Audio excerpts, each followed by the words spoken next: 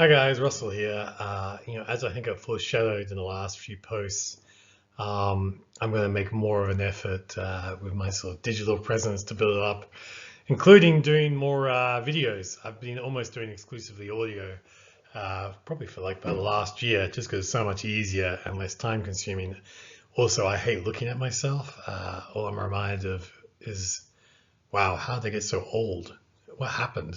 Um, I can't really complain. My hair's not gray, but still, I always find it distressing to see how I've aged. I always think I'm going to stay 20 forever, but obviously I'm not. But anyway, this post is about something I've been thinking about for a while, and I thought now is a great time to put on paper. Is the interconnection between trade, technology, and empire, if that makes sense. And empire is a theme that I've looked at a lot. Technology is something I'm talking about now, and trade is something I've always been interested in. And for me, when you look at the love, over the long trajectory of human civilization, you can see how trade, technology, and empire has intersected, and we can see it more in more recent times as well. And we're going to, I think, see how it's going to influence our society or civilization going forward. So I thought now's a good time to talk about it. And now's a good time to get back onto video. Uh, for those of you who like video, strange people, but here we go. So for me, simple as so obvious, but there will be a payoff if you stick with it, is like trade drives wealth and empire. So the original sort of big trade routes of the world was really between Asia and Europe, right? And the sort of Silk Road and everything that fed off that. And wherever you have trade, you have money, and then you will also have empire.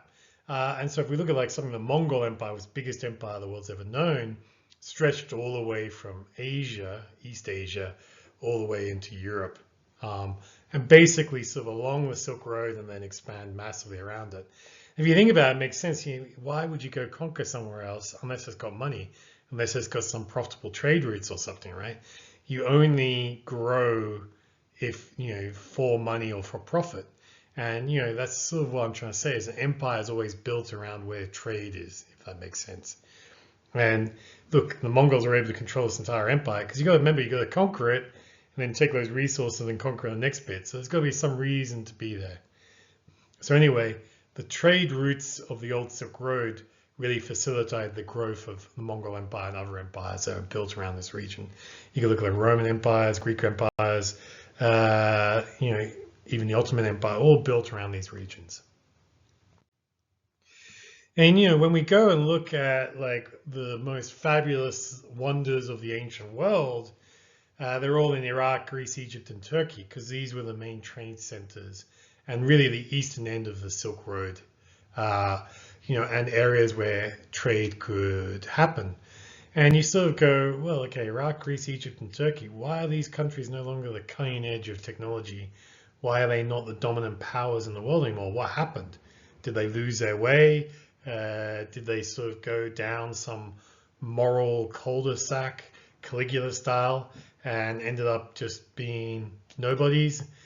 I don't think that's the case at all. I just think technology changed and destroyed their trade routes, which destroyed their profits, and then destroyed the incentive for development and technological development. I'll talk about that a little bit more.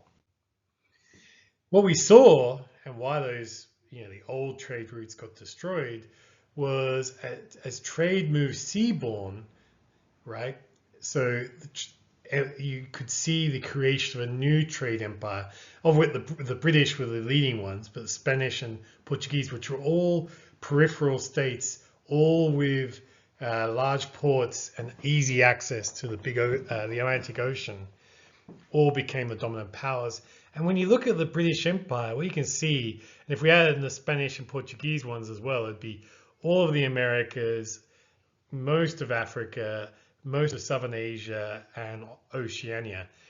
In essence, the area that hadn't been under control of the old Silk Road became under the control of these new empires, because trade, the advancement of technology, of naval technology, of being able to be seaborne, meant that these areas were now ripe for trade and being incorporated into an empire, if that makes sense. So trade and empire go together. And one thing I really noticed about like the British Empire is they had a very strong focus on ports. So even though they didn't control China per se, they did control Canton and Kowloon and Hong Kong. Canton's now Guangdong, and were very obsessed with treaty ports, access to trade. And if you look at like even Gibraltar, which is still controlled by the British, it controlled the entrance to the Mediterranean Sea, very important. And you can see that represented through all of their exploits as an empire. The British focused on controlling ports to control trade. And ultimately, the end of the British Empire, I think the real end of the British Empire is when they lost control of the Suez Canal, because then they could no longer showed they could no longer control trade, if that makes sense. And so trade, technology, and empire are all interconnected. And what is really interesting, if you look at recent times, what we've seen is Chinese exports took off really from 2000. They exploded higher, they became an export nation. It was only with a lag that they also started to develop their technology.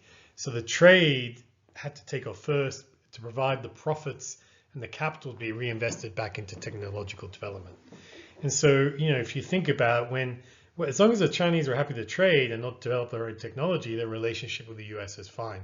As soon as they start to try and develop and control technology, the relationship fell apart, which makes sense. It's old empire versus new empire.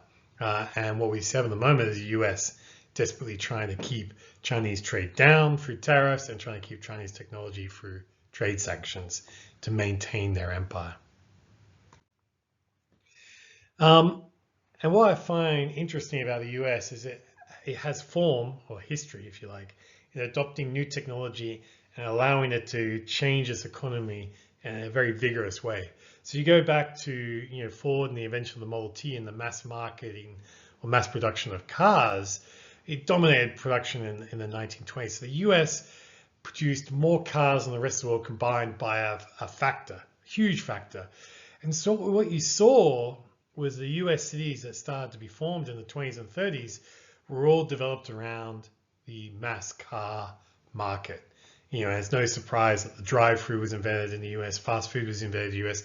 Everything, the whole culture and economy was built around mass ownership of cars, which is why, particularly when you go to the newish, when I say not New York or the East Coast cities, but like Miami or Los Angeles, they have very different feeling, very different structures to the European cities or New York, right? They are built around car ownership. It's almost impossible to walk in those cities.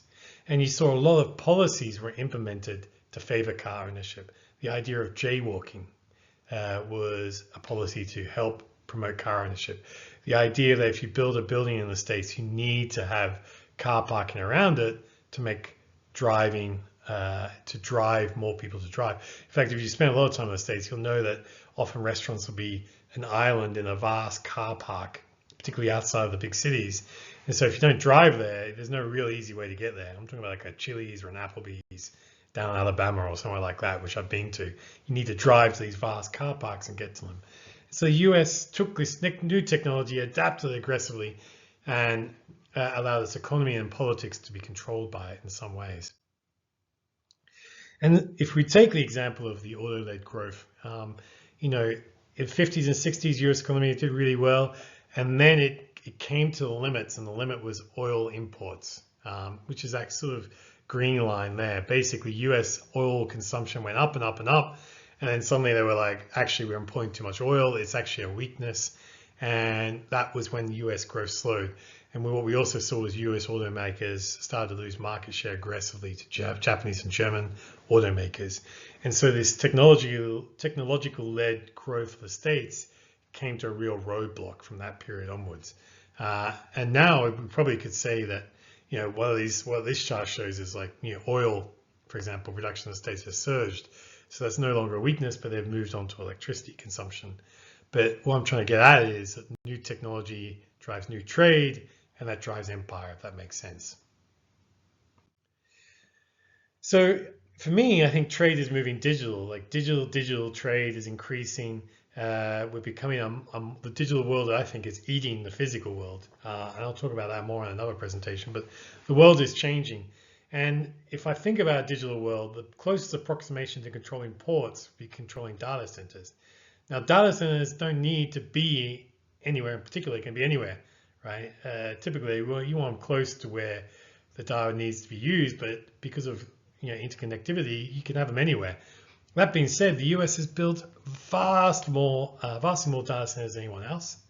And if we look at the edge of cost of new NVIDIA chips, what the US is doing on sanctions to China, it's going to be very hard for anyone to catch up to the US in the foreseeable future, absent some huge technological breakthrough, let's say in quantum computing or something else, that allows a competitor to catch up. And so what I'm trying to say is, I think we have moved to a new technology that's changing trade, just as naval changes trade, just as the auto changed trade. The whole sort of digital world, cloud computing, is changing the world again. And the US is the dominant one as a leader. And just like the British Empire controlled most of the world, the US really does control most of the world. I think through its digital expertise and digital corporations and its data centers. And the thing is, the market has been telling you that for a while and continues to confirm that. So, I think you need to think about how do you fit into that world and what you're going to do going forward. Hope that makes sense. Stay safe. Talk soon. I'll try and make myself prettier for the next one. I don't know if it's possible, but I'll try. All right. Take care. We'll talk again soon. Ciao.